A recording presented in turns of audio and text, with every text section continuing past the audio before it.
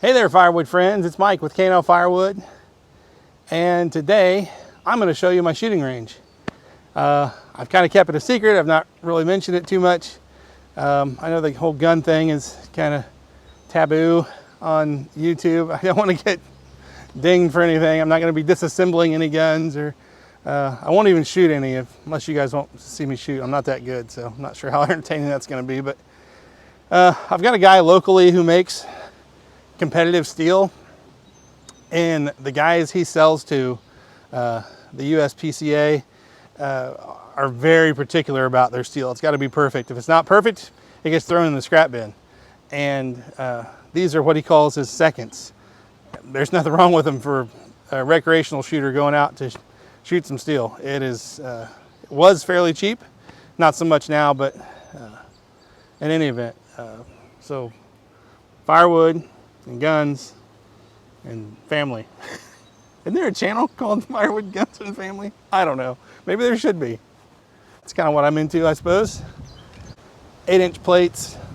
Along here, of course, I've saved a lot of the big pieces of wood I've got over the years to make a backdrop. The bowling pins are from, you guessed it, a bowling alley. We went bowling there with some friends that I shoot with, and they were replacing some pins, and we just asked the guy, I said, hey, how much you want for some pins? He's like, I'll sell you a whole box of them for $5 or whatever it was. So we ended up with, I don't know, I think I bought a box and he bought a box, so we ended up with 20 pins. They're okay to shoot, just something else to plink around with. My nephew and I made this. These are dueling tree paddles, and they're 3/8, and they're too light. When you shoot them with 9mm, they flop over and flop right back. So I ended up ordering, I'm sorry, these are quarter, and I ended up ordering 3/8 because these were too light. So anyway, my nephew and I bought this black pipe, and we cut slots in it, put them in here, so they just swing. They don't swing back and forth. They don't swing them all the way around, obviously, but they just kind of swing. It's just kind of fun because you know when you hit it. And then here is a dueling tree. That's the real deal there. You hit those and it flops back over. More pins, more steel. These square ones are from another guy. He is an electrician, and they were replacing all the parking lot lights in a mire, and the base of those parking lot poles are all steel, real thick steel, and he's got a plasma cutter, so he cut a few of those out for me. Those were the first ones I had. More steel here. This is kind of my long range section. Those are all real thick. I think that one's 5/8. That's a doozy. So if you look back there past those ash rounds, once I get those moved, if you sit just in between those pine trees, that's 200 yards. And then I've got it marked in the yard at, I think, 150, 100. I think that's it. So I have 200, 150, and 100 down there, and then these are just close range here. Yeah, so anyway, that's the shooting range. It's pretty fun. I got a few friends that come over and like to shoot. They've got ranges at their house too, and plink around a little bit.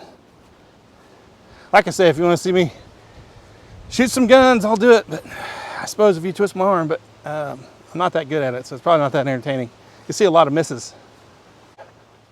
All right, enough with the tours. Let's go do something.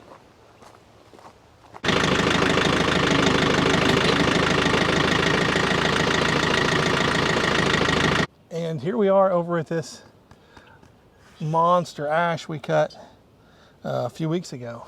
Easter weekend. Hi, how you doing? So we're gonna, I say we meaning me, are gonna try to count the growth rings. I don't think there are as many as you think. Anybody want to guess? At the base of this thing, it was 50 inches across, or 55 inches, something crazy. I don't have a tape measure with me, but plus those big pieces at the base, they were rotted out anyway. Had most of this all the way through it. So anyway, I'm gonna give it a shot. I don't know that I've ever done this before with a tree this big. I'm trying to follow this line here, maybe.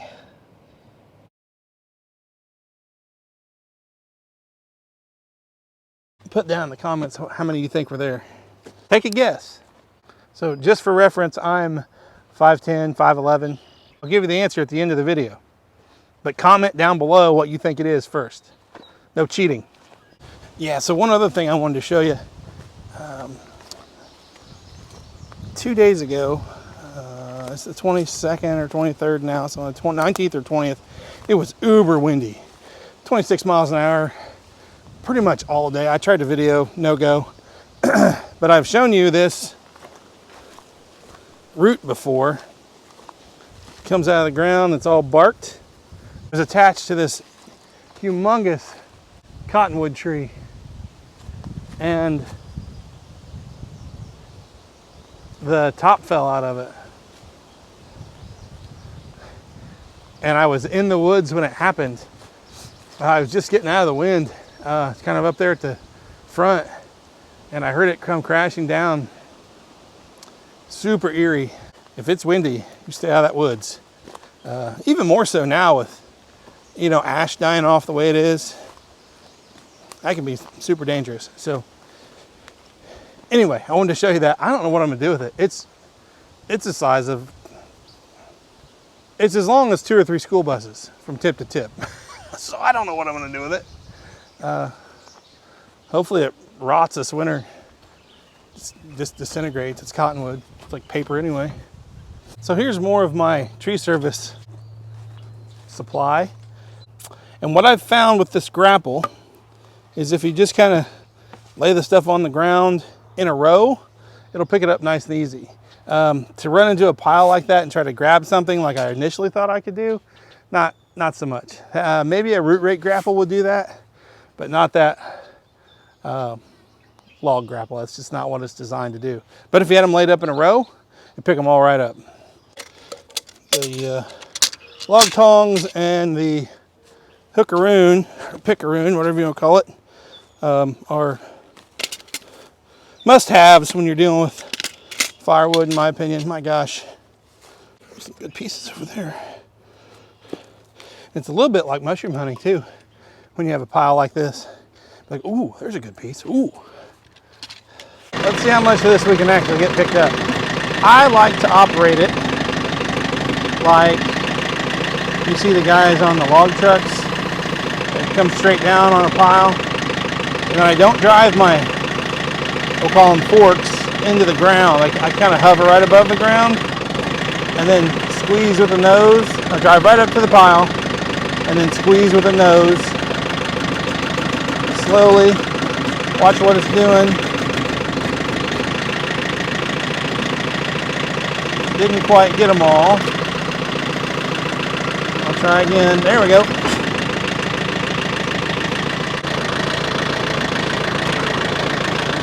Then when you set them down, you can kind of do the reverse. Just get it real close to the table, let it out real easy.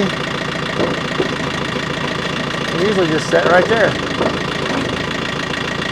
That one piece is about 16 inches anyway. So.